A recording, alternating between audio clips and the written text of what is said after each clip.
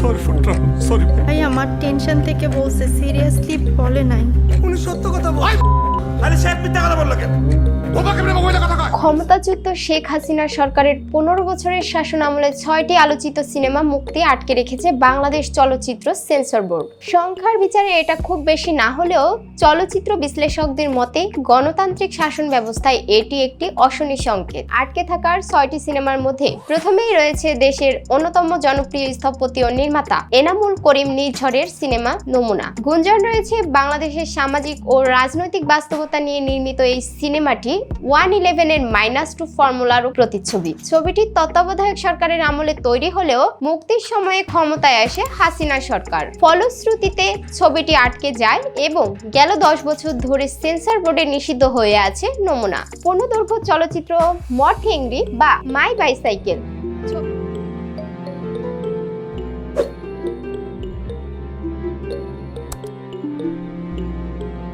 ছবিটি অন্ধকারে পড়ে থাকার বয়স এখন 9 বছর। চাকমা ভাষায় নির্মিত বাংলাদেশের প্রথম সিনেমা এটি। 2015 সালের মে মাসে সিনেমাটি সেন্সর বোর্ডে জমা দিয়েছেন নির্মাতা অংরা খাই।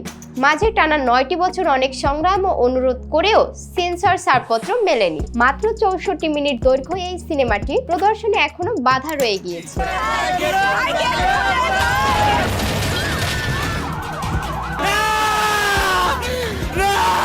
সময়টা 2013 সাল। সাভারে ঘটে যাওয়া এক মর্মান্তিক দুর্ঘটনা। সেখানে রানা প্লাজা ধসে মারা যান অনেক পোশাক কর্মী। ঘটনার 17 দিন পর সেই ধ্বংসস্তূপ থেকে রেশমা নামের এক নারী কর্মীকে উদ্ধার করা হলে দেশ জুড়ে আলোড়ন সৃষ্টি হয়। বিশ্ব মিডিয়াতেও জায়গা করে নেয় চাঞ্চল্যকর এই ঘটনা। অবিশ্বাস্য এই ঘটনাকে উপজীব্য করে পরিচালক নজরুল ইসলাম নির্মাণ করেন রানা প্লাজা শিরোনামের সিনেমা। তবে এত বছরেও সেন্সরে বাধা অতিক্রম করতে পারেনি সিনেমাটি।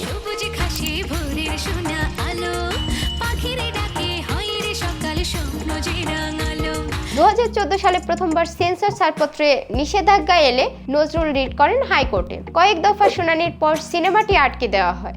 এরপর 2015 সালের 11 জুলাই ছাড়পত্র পেলেও 24 আগস্ট মুক্তির ঠিক আগের দিন আবার প্রদর্শনীতে নিষেধাজ্ঞা আসে। তারপর থেকে সেই নিষেধাজ্ঞায় আটকে আছে সিনেমাটির ভবিষ্যৎ। সেন্সর বোর্ডের দুর্নীতির আগ্রাসনে আটকে পড়া সিনেমাগুলোর মধ্যে বহুল আকাঙ্ক্ষিত সিনেমা হচ্ছে 2016 সালের মোস্তফা সারোয়ার ফারুকী নির্মিত শনিবার বিকেল। আপনারা যাদেরকে আটকে রেখেছেন তাদের মুক্তির ব্যাপারে আপনারা কি চান? আপনাদের কি বক্তব্য বলুন তো? 16 বছর ধরে আটকে থাকা শনিবার বিকেল সেন্সর বোর্ডের ইতিহাসে অন্যতম আলোচিত সিনেমা। কারণ এর প্রেক্ষাপট ছিল হোলি আর্টিজানের ভয়াবহ জঙ্গি হামলা। এই ছবির সেন্সর ছাড়পত্রের জন্য নানা মাধ্যম থেকে সরকারের প্রতি সর্বোচ্চ চাপ প্রয়োগ করা হলেও তা কোনো সুফল বয়ে আনতে পারেনি। তরুণ নির্মাতা সাজ্জাদ খান পরিচালিত কাঠগোলাপ সিনেমাটি গত 2.5 বছর ধরে সেন্সরে আটকে আছে। অপূর্ব রুবেলের কাহিনী, সংলাপ ও চিত্রনাট্যে নির্মিত নারীবাদী ধারণার এই সিনেমাটি আন্তর্জাতিক অঙ্গনে বেশ সমাদৃত হয়েছে। দেশের বাইরে বেশ কয়েকটি চলচ্চিত্র উৎসবে প্রশংসা কুড়িয়েছে। তবে বাংলাদেশ সেন্সর বোর্ড কোনো এক অজানা কারণে সিনেমাটির মুক্তি আটকে রেখেছে। বাংলাদেশ সেন্সর বোর্ডের করাল খাবার, সর্বশেষ শিকার, অমীমাংসিত সিনেমাটি।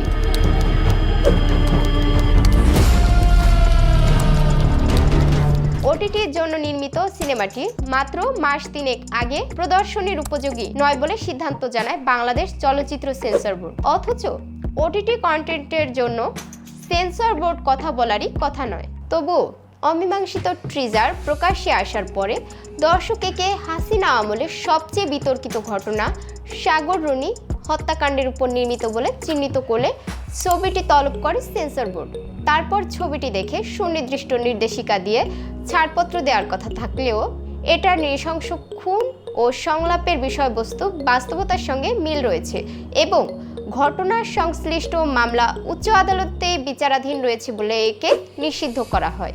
দেশের স্বনামধন্য নির্মাতারা যারা আছেন তাদের মতে বলছেন, গলা চেপে ধরার সংস্কৃতি থেকে বাংলাদেশকে বের হয়ে আসতে হবে। সেন্সর বোর্ডের পরিবর্তন বা সংস্কারের মাধ্যমেই এই আন্দোলনের সুফল বয়ে আনবে।